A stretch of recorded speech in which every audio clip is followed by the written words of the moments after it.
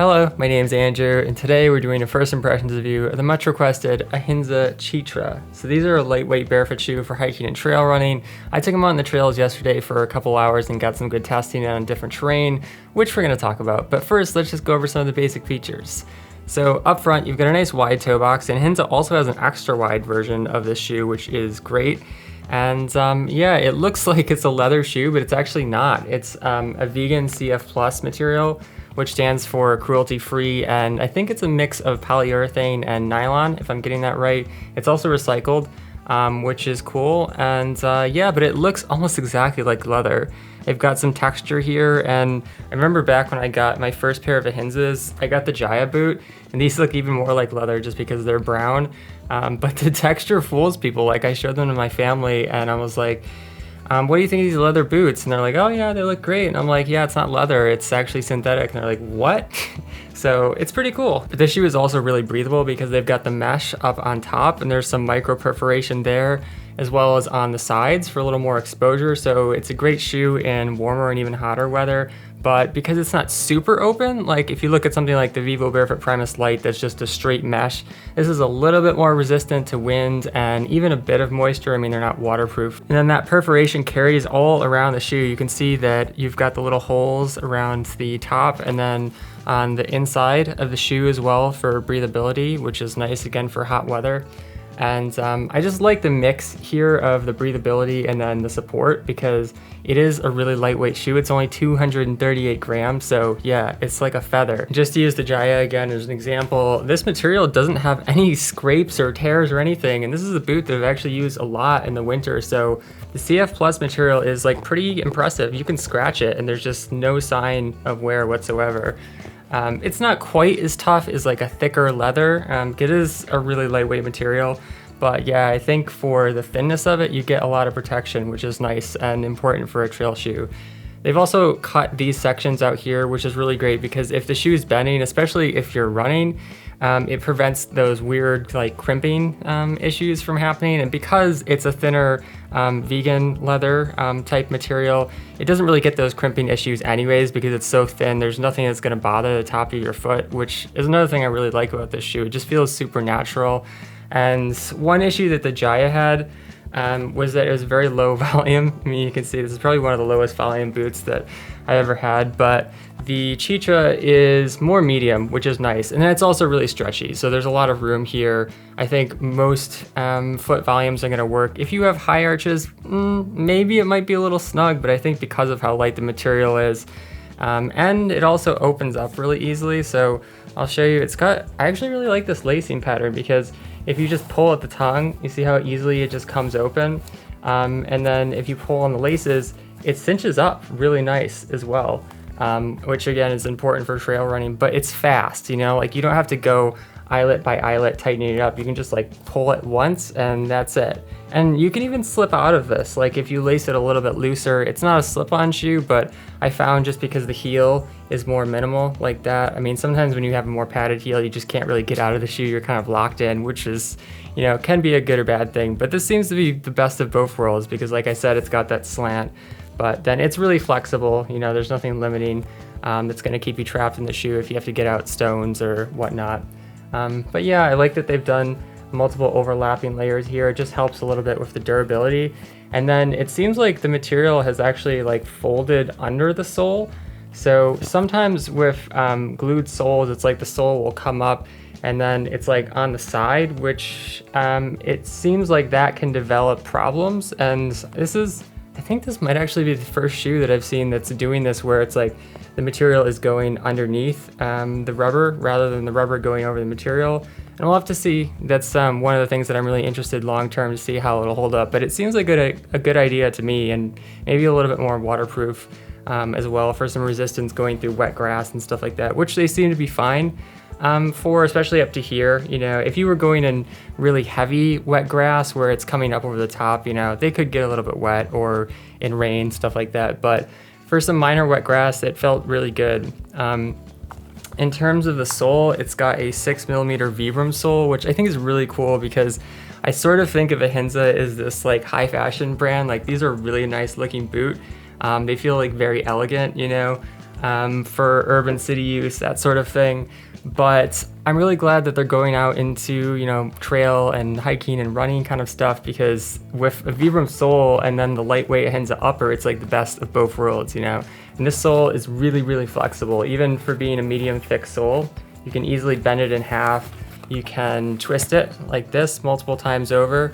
I will say, I think one thing I would like them to improve in the tread pattern is these lugs right here. I think they're just a little bit wide. Like if they cut these lugs in half just to give them a little bit more flexibility here, like that's the only area of the shoe where you get to those lugs where it doesn't bend quite as much. But then, you know, down the middle and vertically the flex is really good. So I was using them for hiking, and we're going up and down a lot of hills. There's lots of rocks and stuff like that, and this sole is really fantastic for that. Vibram is the best rubber in the world. It's very durable, it's very tacky as well.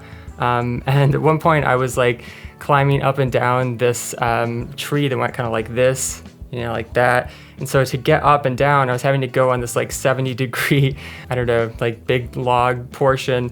And the sole was just like gripping into it like Spider-Man shoes. It's so tacky, it's crazy.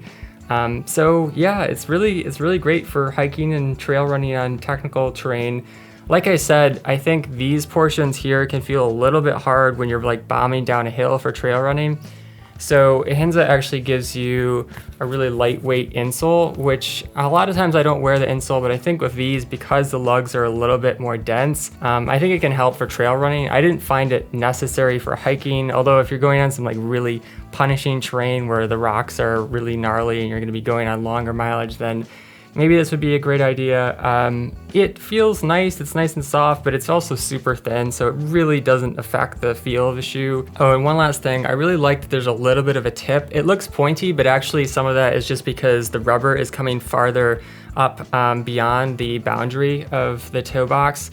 And it was really nice for stubbing my toe on roots, because I did hit something a couple times, and I was sort of worried about it because, as you can see, like it's a lighter weight fabric. It's not as protective as some more hardcore hiking boots, but the front bumper absorbed impact really well, and I never got any pain or anything, even when I like really jammed my toe a couple times. So yeah, overall really impressed by it, but it'll be interesting to see how they wear over time. Oh, and one last thing before we talk about alternatives. Like I said, it is a little bit more closed off mesh, so I think if you get into like 80 degrees and above, the shoe could start feeling a little bit warm, but you know, there is a lot of perforation, so probably the temperature range would be about 40 to 80 degrees for this shoe. All right, so in terms of alternatives, probably the closest option would be the Vivo Barefoot Primus Trail Knit FG, and this is another vegan trail hiking and trail running option. It's kind of similar because it's got a wide toe box and then it's got a knit upper, so it's a little bit more stretchy, but kind of similar to ahinsa in that it's got some perforation, but can also get you down to colder weather because it's not completely open like a mesh shoe would be. It's got a drawstring, which is a little bit quicker for on-off. Although one thing I don't like about this system is that there's like nowhere to put it, so you kind of have to just like awkwardly put it into the laces.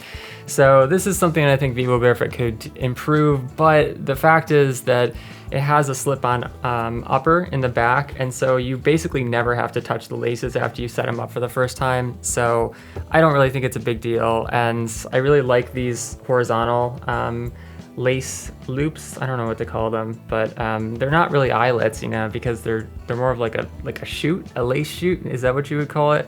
But they hold the laces really well, and then the cord has this texture to it, so you get a really good lockdown from the shoe. It's also got kind of a slanted heel and then even curved out, which makes it a little bit easier to slip on and off as well. It's got a little more protection than the ahinsa CHITRA, so it's just a little bit more sturdy shoe overall, but it's kind of mid-weight, you know, it's not a heavy shoe by any means. So it's around 260 grams, so yeah, around 30 grams heavier than the CHITRA. In terms of the sole, it's 5.5 millimeters, so slightly thinner than the CHITRA, but still some really good flexibility. I would say the CHITRA is slightly more flexible. It's just a little bit more dense rubber. I think if you're going on even more rocky terrain where you need protection of the wraparound sole like this, and then a little bit harder material up front, the FG might be a better option. But you know, the CHITRA has a vibram sole, which is also super durable. It's just a lighter weight feeling shoe with just not quite as much protection as here like the FG has. Another good option is the Softstar Primal Run Amok, and this has a extra wide toe box, lots of room up front.